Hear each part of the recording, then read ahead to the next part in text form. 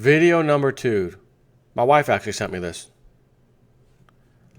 I hadn't heard about this. This is from the 21st of March 2017.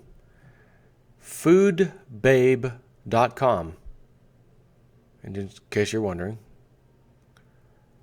Foodbabe has her picture on her site. Foodbabe is a babe. Just going to throw that out there.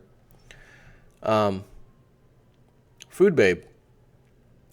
Emails between the EPA and Monsanto now revealed, and the contents are sickening. Can't wait to read this. Didn't even read, how I tell you normally I do read a couple paragraphs and make sure, is this what I want to talk about? My wife sent it to me. It's worthy. I'm going to read it for the first time right now. Again, foodbabe.com. I have made it my life's mission to raise public awareness about what's really in our food, how it can affect our health, and how a handful of large corporations are poisoning us for profit. These corporations use big bucks and unethical tactics to influence regulators into playing their game to keep Americans in the dark about the dangers of their products. And I'm going to add something here. Sick care. Like I said, the stats that I heard on the radio said 5% of all Americans who are the sickest are causing the rest of us all healthcare costs. 40% of the costs are due to these people alone. 95% of us are paying for the 5%'s crazy sickness because they can't dare afford to pay it for themselves. That's absurd. And I said, because I've been harping on that for the last 3 days, I said, if we just get the freaking chemicals out of the food, genetically modified anything, now illegal, no food shall be genetically modified by law, etc. That's what we need in this country. Monsanto, good day, sir. You're gone. Done. You would reverse the 5% being so sick and the rest of us also getting sick. Early 1900s, 1 out of maybe 33 or 35 people would get cancer sometime during their life. Today, and this is from 10 years ago data, by the way, 1 out of 3 people will get cancer during their lifetime. You are what you eat. So, Food Babe, we got to cover this one. We should be able to trust that the food we buy is safe, but when the people in charge of that are working to keep unsafe chemicals on the market, we have a huge problem, she says. Along with so many of you and fellow activists, we have been spreading the truth about GMOs and hazardous chemicals used in conjunction with them, like Roundup with its glyphosate. This weed killer isn't just used on GMOs, but on 70 different crops, food crops in the U.S. It's in practically everything Americans eat. So if glyphosate is causing cancer and other diseases, I want to know about it and get it out of our food. Don't you? Stating the obvious, Monsanto makes billions off of Roundup sales, so they don't want anyone to question its safety. Remember what they just did about glyphosate. California ruling, you're going to have to label this product that it causes cancer. No, we don't want to do that. We're objecting. We don't want to do that. Why? They said why. We don't want people seeing that because it'll eat into our profits.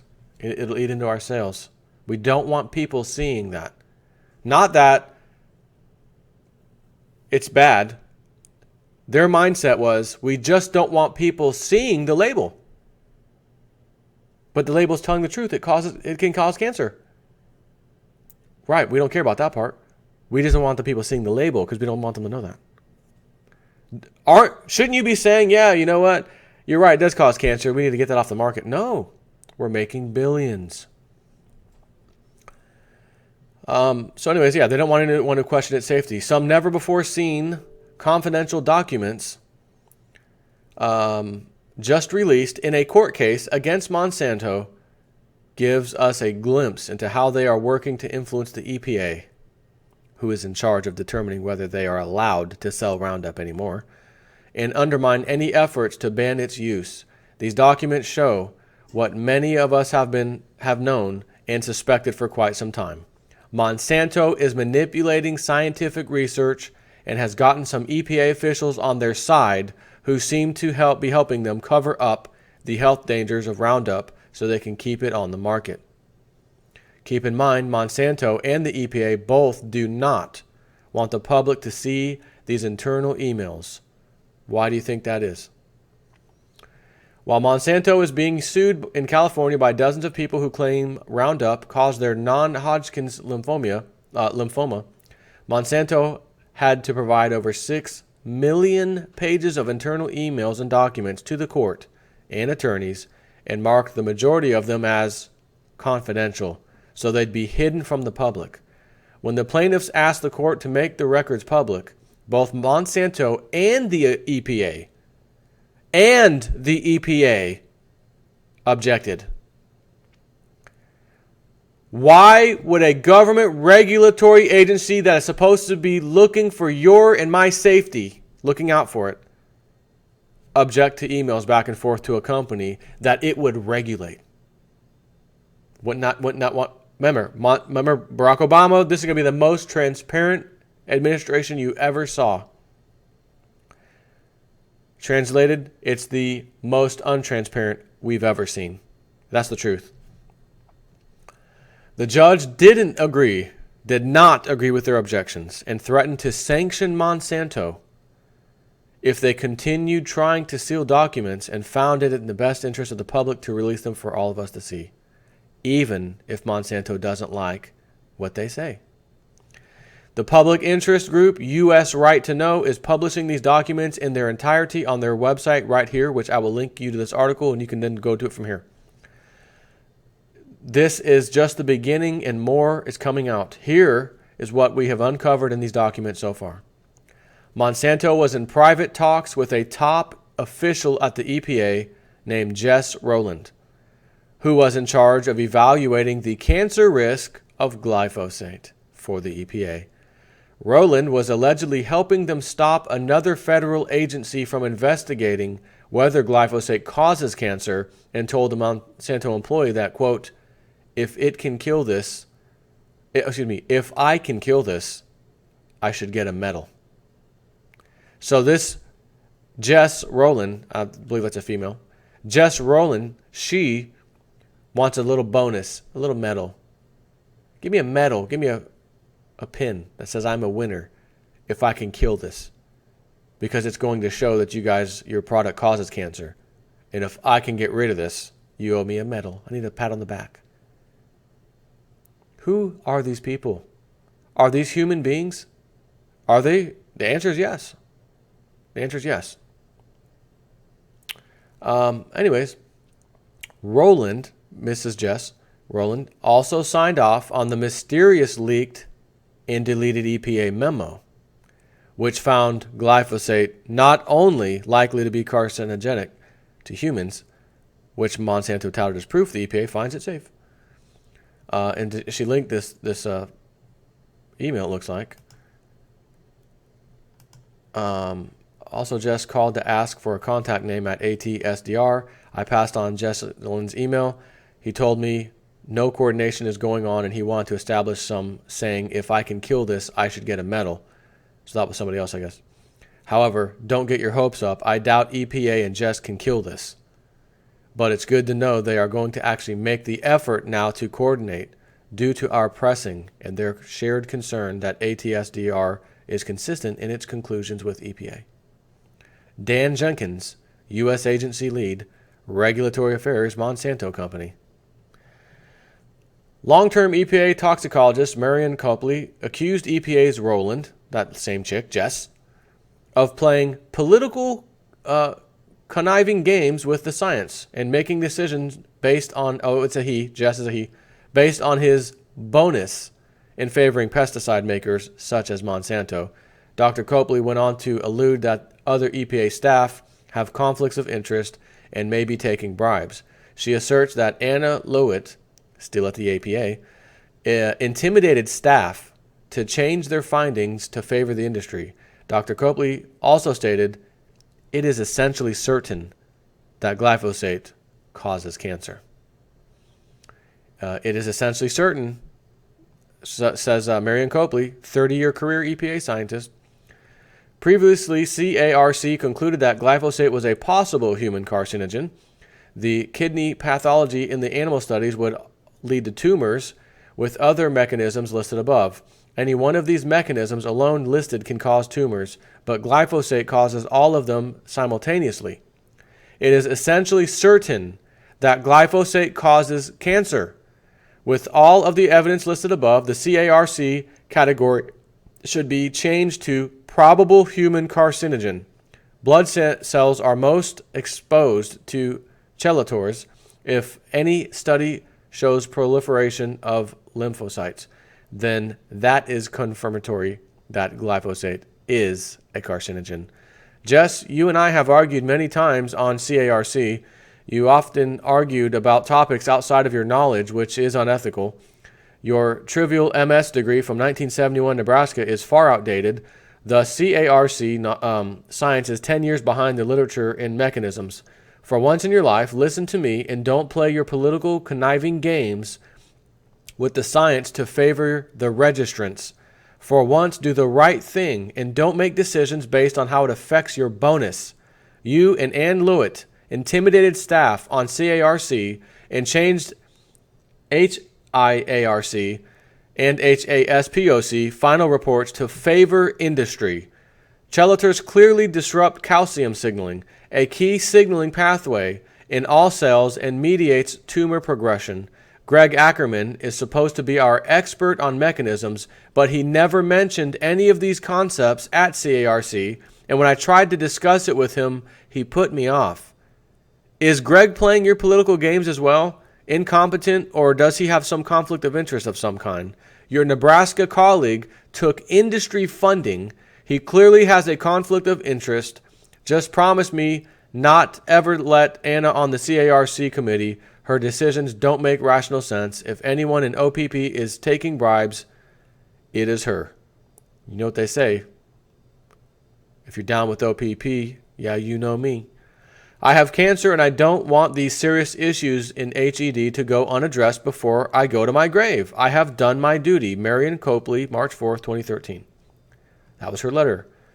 A Monsanto employee, this is different now, a Monsanto employee proposed they could ghostwrite portions of a scientific report and then just have hired scientists sign their names, so to speak.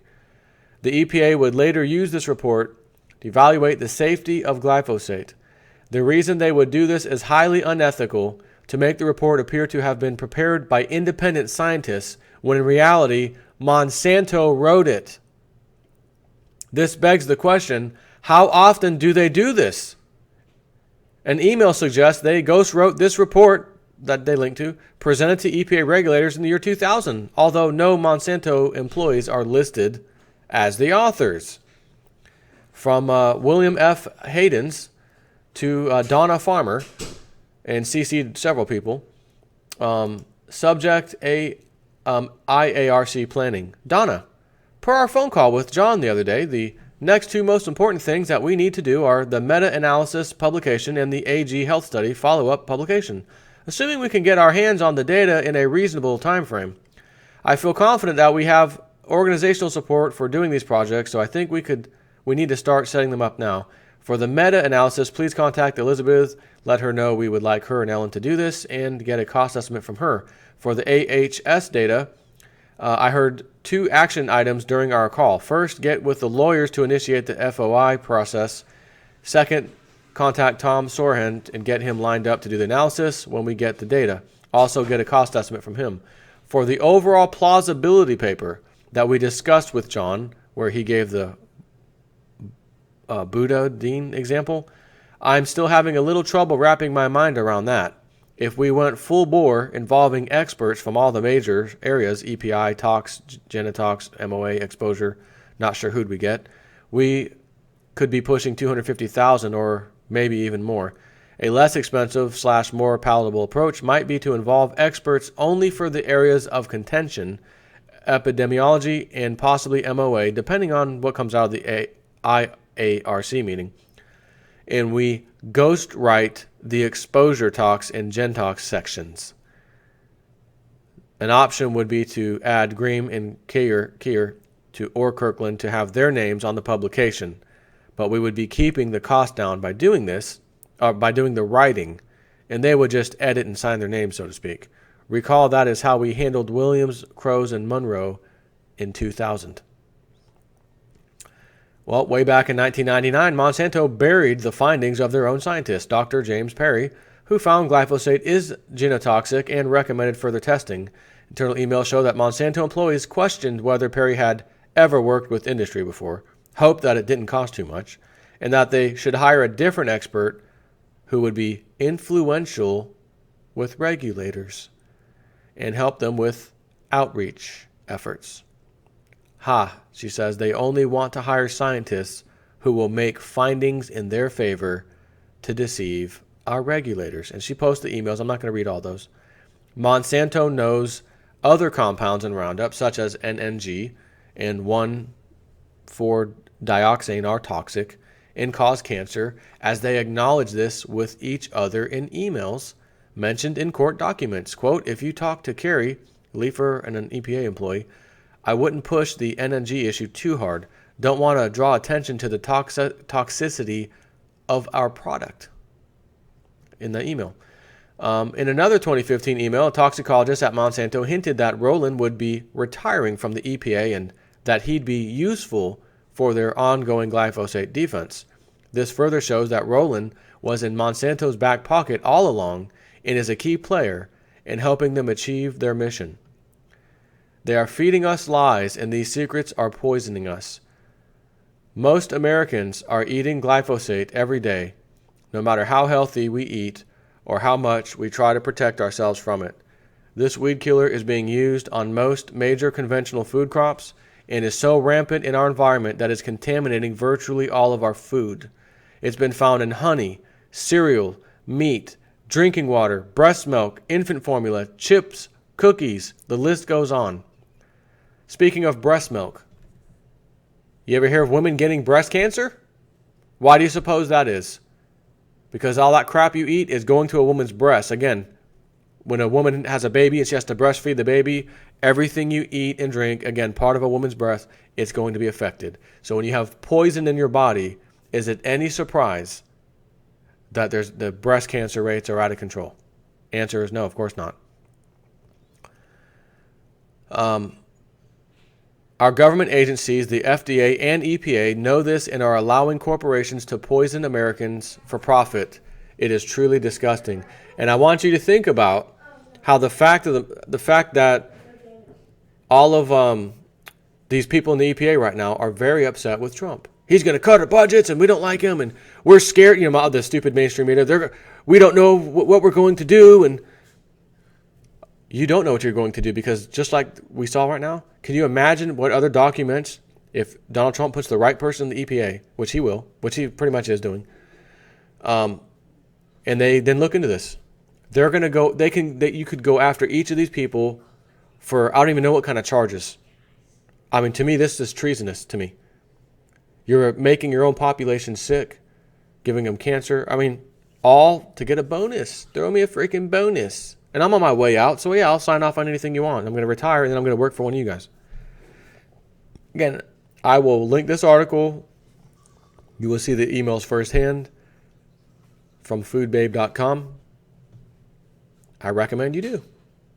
People need to know about this. And this is fantastic. I cannot believe that a Californian court of all states would allow this to come out against the EPA's and Monsanto's wishes. But whoever that judge is, thank you very, very much. Because we need to know this. This is what we already knew. There was already collusion. Again, it is hard for a man to tell the truth when his job and bonus depends upon him not telling the truth. Take care.